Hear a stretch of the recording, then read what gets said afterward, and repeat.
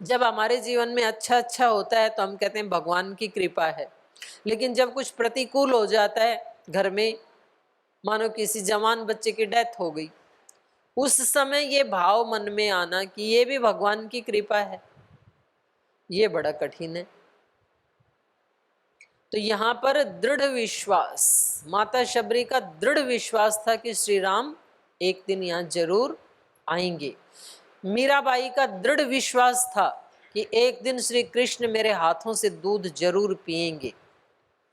ऐसे आप लोगों का योग में दृढ़ विश्वास होना चाहिए कि एक दिन परम पूज्य गुरुदेव का संकल्प और हमारी निस्वार्थ सेवा से ये सारी धरती योग में जरूर बनेगी और हमारे जीवन भी योग से परम पवित्र जरूर बनेंगे और हम उस अपने आत्म स्वरूप को, परमात्म स्वरूप को और सूक्ष्म जगत के जितने सत्य हैं उन सब का योगिनी बन करके अनुभव जरूर कर पाएंगे। ऐसा योग में और गुरु में दृढ़ विश्वास होना चाहिए। नहीं तो व्यक्ति का तो सेकंड में विश्वास टूटता है। जैसे आप सब यहाँ आए हैं और मैं किसी बहन को बोलूं कि देखो आप अनुशासन का पालन नहीं कर रहे हो तो ये संगठन की मर्यादा नहीं है, तो हमें आपको भेजना पड़ेगा, आपको जाना पड़ेगा। बोल ठीक है जी चले जाएंगे, हमने 1500 रुपये दिए थे वो हमारे वापस कर दो।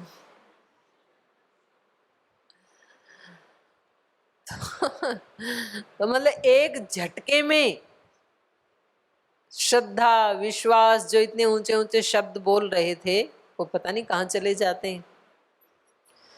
तो ये कितना मीरा को, कितना शबरी को लोगों ने सुनाया कि हाँ इनको मिलेंगे भगवान, बड़े बड़े योगियों को तो मिले नहीं और इनको मिलेंगे। वो बोले हाँ जरूर मिलेंगे। ऐसा दृढ़ विश्वास, क्योंकि भगवान कभी कोई बाहर के दिखावे से नहीं मिलते हैं, बाहर की विद्वत्ता से नहीं मिलते हैं, बाहर के धन ऐश्वर्य से नहीं मिलते हैं। नायम आत्मा प्रवचनेन लभ्य, बहुत सुंदर सुंदर भाषण देना आता है जिनको, उनको भी नहीं मिलते हैं। ना बहुत ज्यादा सुनने से मिलते हैं। नायम आत्मा प्रवचनेन लभ्य न मेधया न बहुना श्रुतेन यम एव एष वृणुते तेन लभ्य। जिस आत्मा को परमात्मा खुद वर्ण कर लेता है उसको मिलता है। आपको क्या लगता है कि आप यहाँ पतंजलि योगपीठ में अपनी मर्जी से आए हैं? नहीं, अपनी मर्जी से नहीं आए। गुरु ने आपका वर्ण किया है इसलिए आप पतंजलि योगपीठ पहुंचे हैं। ये गुरु का चुनाव, आपका चुनाव नहीं है, भगवान का चुनाव है। तो भगवान उसको मिलते हैं जिसका भगवान स्वयं वर्ण कर लेते हैं, चुन लेते हैं कि भाई इस आत्मा का मुझे उद्धार करना है। उसके अगले पिछले कर्म देख करके, उसकी साधना देख करके, जिसके ऊपर उसकी कृपा दृष्टि होती है, जिसके ऊपर गुरु की कृपा दृष्टि होती है उसका कल्याण हो जाता है। पर गुरु और भगवान ऐसे ही अनायास तो कृपा दृष्टि नहीं करते हैं, क्योंकि कर्म फल का सिद्धांत भी बिल्कुल अटल है, जो जैसा करता है उसको वैसा मिलता है। तो भगवान की कृपा का पात्र बनने के लिए और गुरु की कृपा का पात्र बनने के लिए जो जितना निष्कपट होगा, छल कपट से रहित होगा, पवित्रता से युक्त होगा, हर जगह अपने गुरु को हाजिर नाजिर उपस्थित महसूस करेगा, उसको उतनी जल्दी गुरु की कृपा मिलेगी। गुरु की कृपा जरूरी नहीं है कि पतंजलि योगपीठ में रहने वालों के ऊपर ज्यादा हो और आप जो बहनें दूर दूर रहती हैं उनके ऊपर कम हो, ऐसा बिल्कुल भी नहीं है। गुरु की कृपा तो उनके ऊपर रहेगी चाहे वो हजारों किलोमीटर दूर भी क्यों ना रहते हों। जो गुरु की चेतना से जुड़े हैं, जो योग में विश्वास करते हैं, जो सेवा में विश्वास करते हैं, जो अपने सत्य में, धर्म में अड़िग हैं, उनको गुरु की कृपा मिलती है। तो उसके हम सब पात्र हैं, आप सब पात्र हैं। मंत्र जाप मम दृढ़ विश्वास, दृढ़ विश्वास होना चाहिए। हल्का हल्का विश्वास तो सबको ही होता है। तो मीराबाई के विश्वास में और हमारे विश्वास में क्या अंतर है?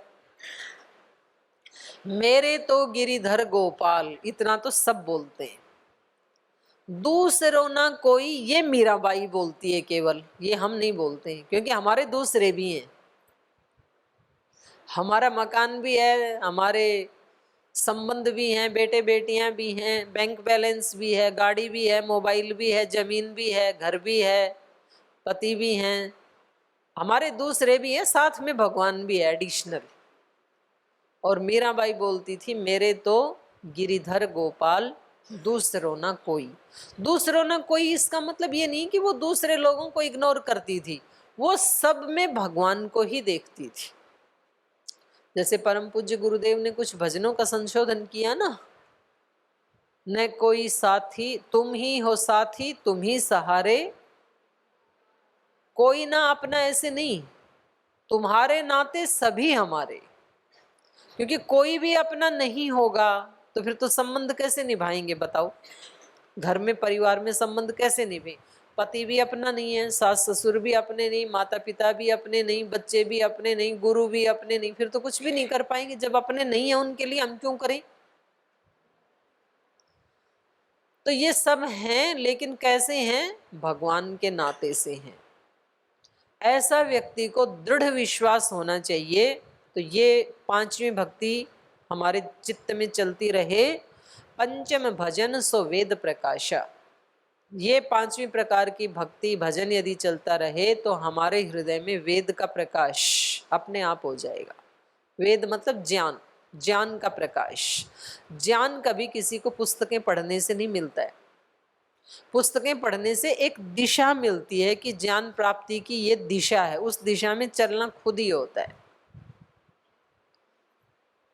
हर मनुष्य के अंतःकरण में वो वेद का ज्ञान, वेद का ज्ञान मतलब शाश्वत ज्ञान, परमात्मा का ज्ञान विद्यमान ही है, लेकिन वो अभिव्यक्त ऋषियों के हृदय में ही होता है।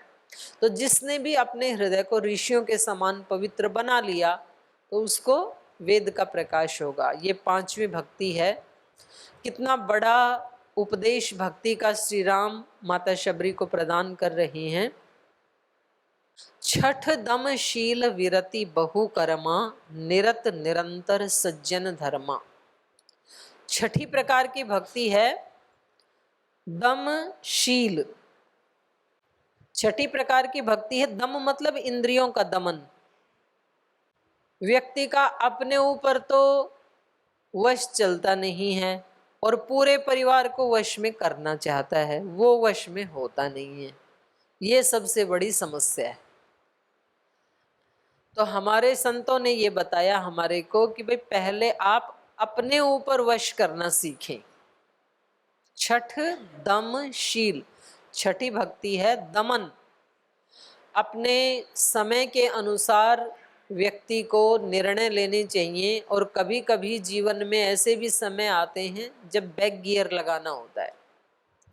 जब बात अपने संबंधों की हो तो हमेशा बैक गियर लगाना चाहिए, और जब बात दूसरे आतताई लोगों के साथ हो तब कभी भी बैक गियर नहीं लगाना चाहिए, तब अड़ जाना चाहिए।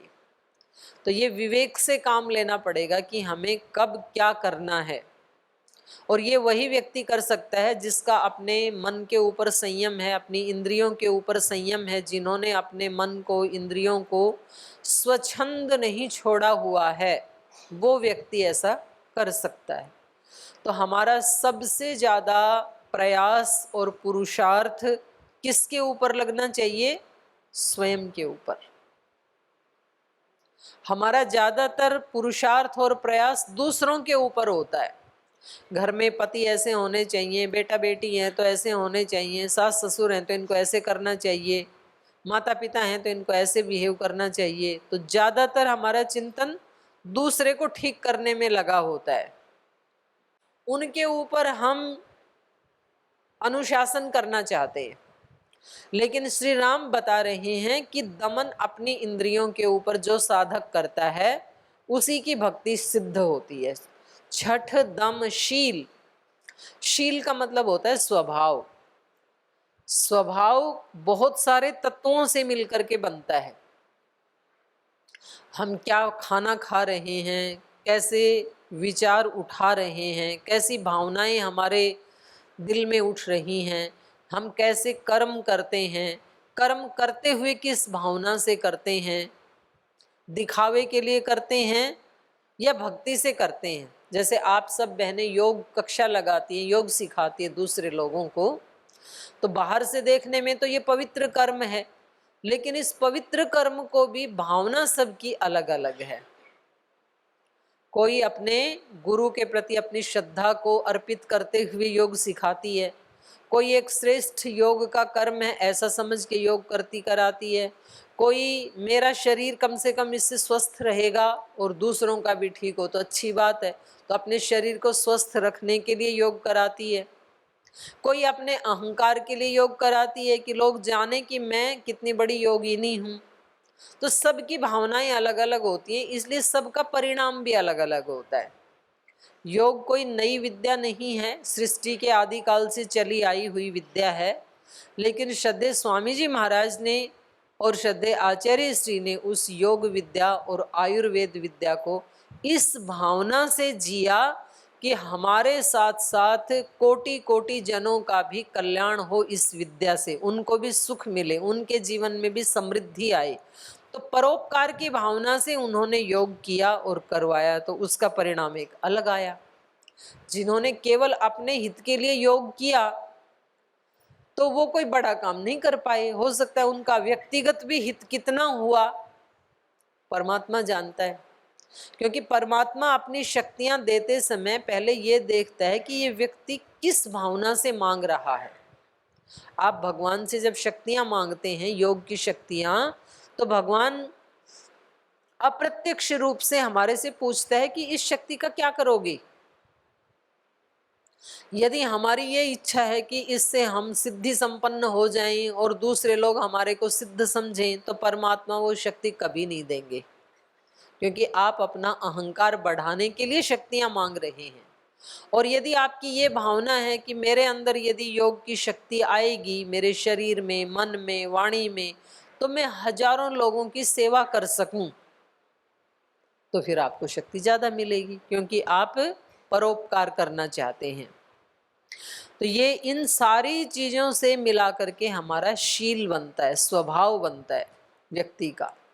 उसमें हमारा आहार भी आता है, विचार भी आता है, भावनाएं भी आती हैं, कर्म भी आता है, दान भी आता है, सेवा भी आती है।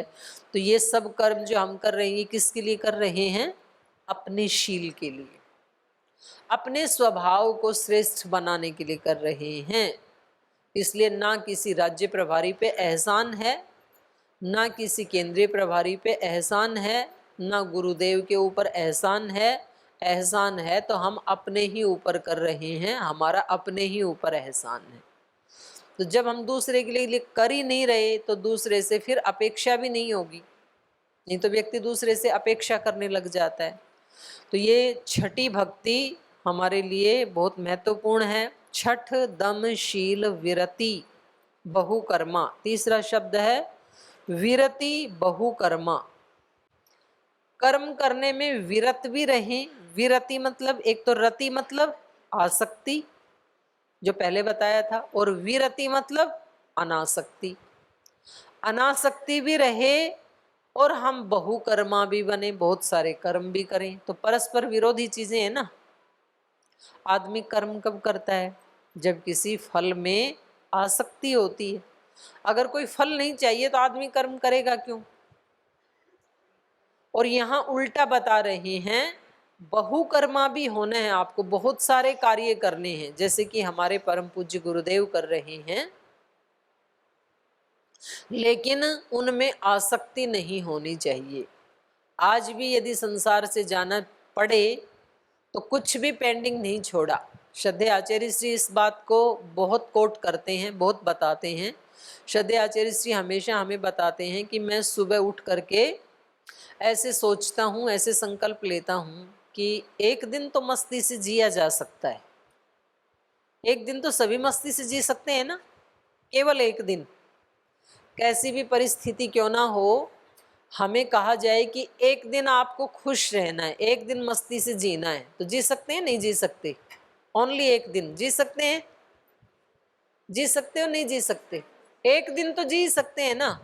कैसी भी हालत में अपने आप को समझा लेंगे कि भाई आज मस्ती से जीना। जैसे कि हम त्योहार को अपने आप को समझा देते हैं, आज दिवाली है, आज गुस्सा नहीं करना, आज झगड़ा नहीं करना। तो कोई दूसरा व्यक्ति आपके सामने झगड़ा करने आए भी तो आप क्या सोच लेते हैं, आज दिवाली, आज झगड़ा नहीं करना, तो झगड़े से बच जाते हैं कि नहीं एक दिन। तो आचार्य जी कहते हैं मैं रोज ऐसे ही सोचता हूँ, क्योंकि जीवन तो एक ही दिन का है। कल का जीवन मेरे लिए होगा या नहीं होगा ये कोई गारंटी नहीं, मेरे हाथ में नहीं है। पर आज मैं सो के उठ गया तो आज का जीवन तो मिल ही गया। तो बोले रोजाना ऐसे सोच लिया करो, तो एक एक दिन करके रोजाना ही आप मस्ती में रहोगे।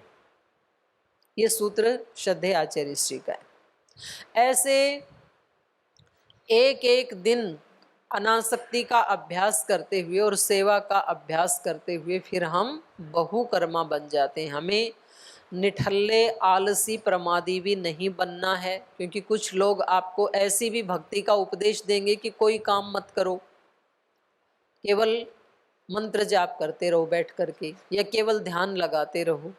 तो उससे व्यक्ति के प्रमाद के संस्कार बढ़ जाते हैं। और शास्त्रों ने और वेद ने बताया प्रमादो मृत्यु, प्रमाद ही मौत है। सबसे बड़ा शत्रु है मनुष्य का प्रमाद, सबसे बड़ा। ये शास्त्रों ने कहा है और हमारे पूज्य गुरुदेव भी बताते हैं यही बात।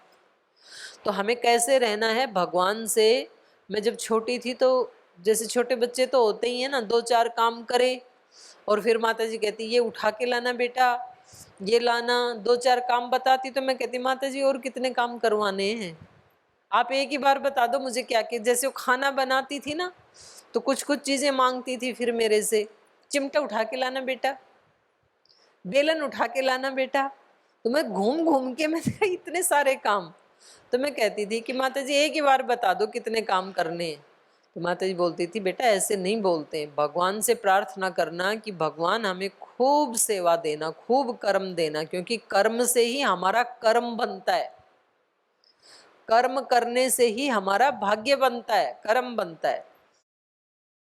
जो काम नहीं करते उन लोगों को क्या कहा तुलसीदास जी ने, कर्महीन। सकल पदार्थ हैं जग माही, कर्महीन नर, कर्महीन को कुछ नहीं मिलेगा। ये फेसबुक पे, व्हाट्सएप पे, सीरियल में जो लगे रहते हैं ना, ये कर्म नहीं है, ये कर्महीनता है। और उन लोगों को डिप्रेशन के अलावा और कुछ भी मिलने वाला नहीं है, और रोग मिलेगा। और जो सेवा करते हैं अनासक्त भाव से, आपको पता है जब आप योग किसी को सिखाने जाते हैं, और आजकल तो आहार आदि इतने विषैले हो गए हैं, और अलग अलग रोगों के नाम पे जो ड्रग्स हैं, जो दवाएं हैं, वो भी स्टेरॉइड खा खा करके छोटे छोटे बच्चों को भी ऐसे बड़े बड़े रोग हो रहे हैं, जवानों को भी बड़े बड़े रोग हो रहे हैं।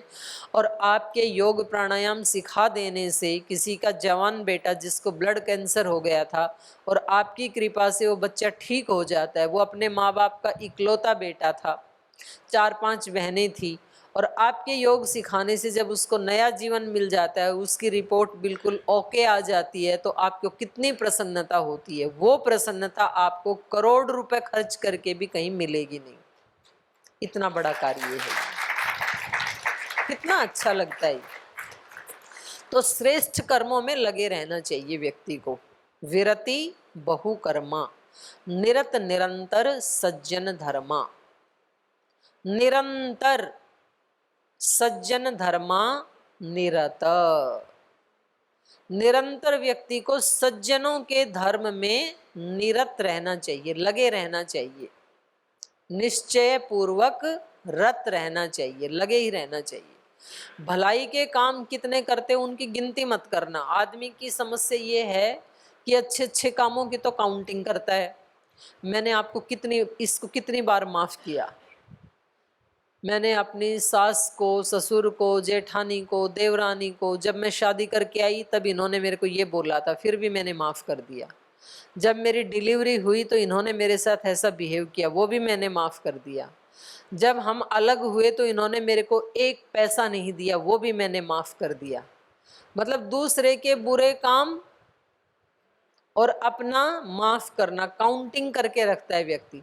लेकिन अब हद हो गई, अब इससे आगे मैं नहीं सुनूंगी, इससे आगे माफ नहीं करूंगी, ऐसे व्यक्ति सोचता है।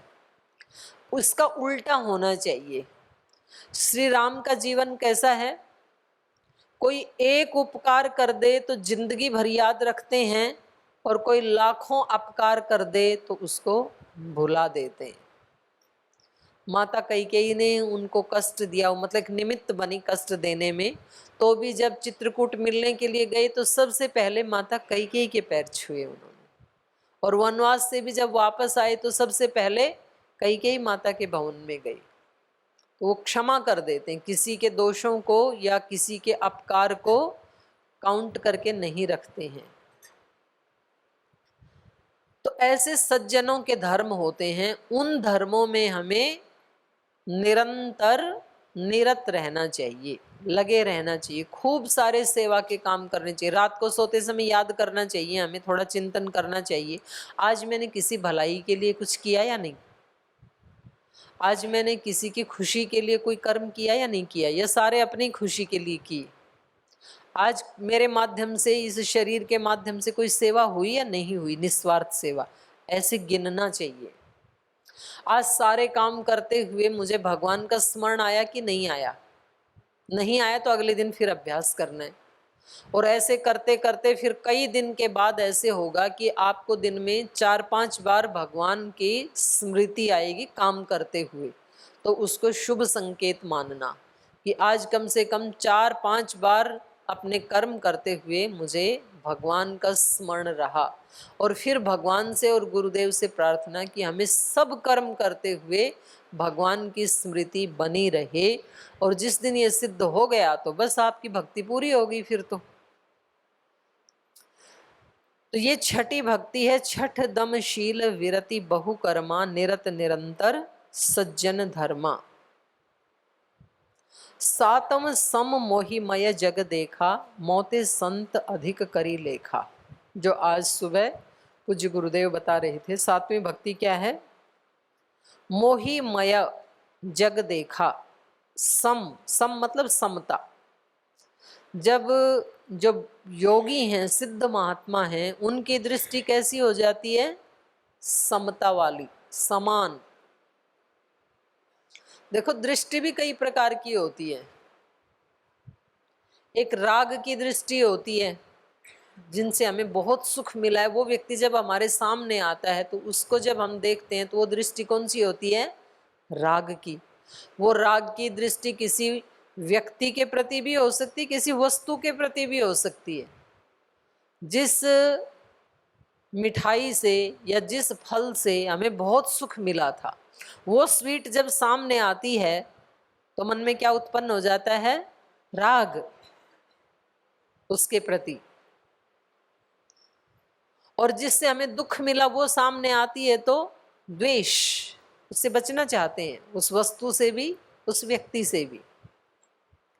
और एक संतों की दृष्टि है तो हमारी कभी राग की दृष्टि होती है, कभी द्वेष की होती है, कभी मोह की दृष्टि होती है, कभी क्रोध की दृष्टि होती है, कभी भक्ति की दृष्टि होती है, कभी समर्पण की दृष्टि होती है, कभी प्रेम की दृष्टि होती है। तो बोलते हैं ना, बोल जी उसने कहा कुछ भी नहीं, पर वो जो मेरी तरफ जैसे देख रहा था या देख रही थी ना, उसकी आंखें, उसमें प्रीति नहीं थी। तो दृष्टि भी कई तरह की होती है। तो योगियों की दृष्टि कैसी होती है? समता की दृष्टि। जैसे परम पूज्य गुरुदेव किसी भी बहन को या भाई को देखते हैं तो ऐसा वो स्वयं बताते भी हैं, और ऐसा हमने भी अनुभव किया है।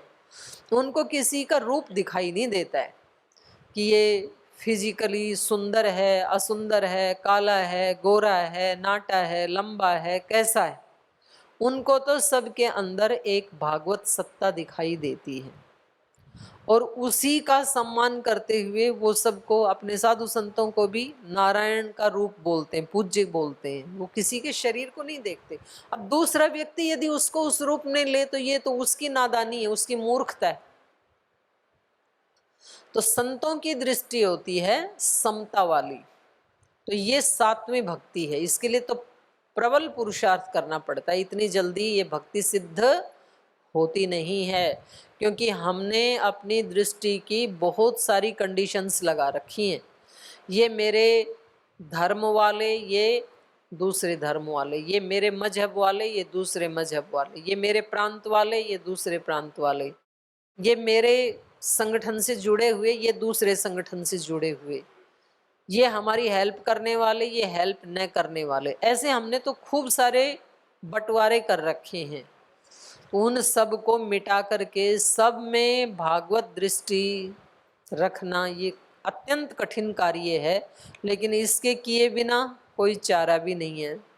तो हमें अभ्यास उसका करना है, तो हमारी सातवीं भक्ति उससे सिद्ध होती है। सातवां सम मोहिमय जग देखा। समता की दृष्टि तभी आएगी जब जगत में हम उस भागवत तत्व का दर्शन करेंगे। मोते संत अधिक करी लेखा। और श्री राम बता रहे हैं कि भगवान से भी ज्यादा, मोते मतलब मुझसे भी अधिक संत करी लेखा। संतों को देखना, लेखा मतलब देखना, क्योंकि भगवान तो सब जगह हैं, लेकिन भगवान दिखाई नहीं देते हैं स्थूल रूप से, लेकिन संतों के अंदर वो दिखाई देते हैं स्थूल रूप से। उनका जो आचरण होता है, व्यवहार होता है, उनकी भावनाएं होती हैं, विचार होते हैं, वो कैसे होते हैं? भगवान जैसे ही होते हैं। तो इसलिए एक बहुत बड़े संत थे पूज्य स्वामी सोमानंद जी महाराज जी, तो वो बोलते थे माता पिता और गुरु ये तीन इस संसार में भगवान के सगुण साकार रूप हैं। इसलिए भगवान को देखना हो तो इन तीनों के रूप में वो दिखाई देते हैं। इन तीन को कभी मनुष्य नहीं मानना चाहिए, भगवान की तरह से देखना चाहिए, माता पिता को, गुरु को। तो इसलिए यहाँ श्री राम भी कह रहे हैं मोते संत अधिक करी लेखा। मुझसे भी ज्यादा संतों का सम्मान करना चाहिए, तो सातवीं भक्ति सिद्ध हो जाती है। आठम जथा लाभ संतोषा, सपनेहु नहीं देखई पर दोषा। इसके ऊपर भी काफी बल दिया था पूज्य गुरुदेव ने आज सुबह। आठवीं भक्ति है जथा लाभ संतोषा। जो कुछ भी जीवन में मिला है, यथा लाभ मतलब जो मिला है, प्राप्त हुआ है, उसमें संतोष। क्योंकि व्यक्ति को कितना भी मिले उतना ही उसका असंतोष भी बढ़ जाता है, प्राप्ति समाप्ति हो जाती है।